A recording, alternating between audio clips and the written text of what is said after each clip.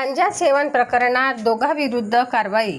आठवडी बाजारातील घटना. शेगाव शहर पोलिसांनी गांजा हा अंमली पदार्थ सेवन प्रकरणात मोठी कारवाई करत 2 आरोपी विरोधात NDPS अंमली पदार्थ आणि सायकोट्रॉपिक पदार्थ कायद्यान्वये गुन्हा दाखल केला आहे. ही कारवाई शेगाव येथील आठवडी बाजार परिसरात करण्यात आली.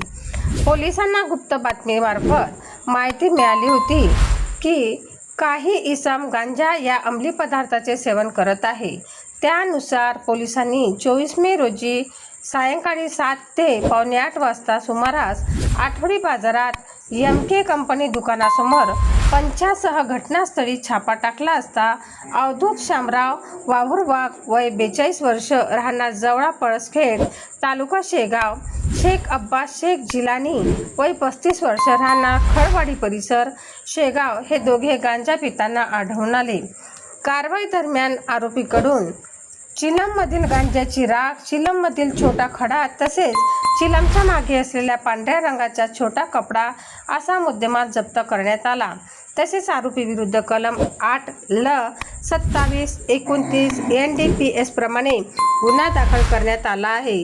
घटनेचा पुढील तपास PSI कुणाल जाधव हे करत आहे. सनसनी न्यूज शेगाव.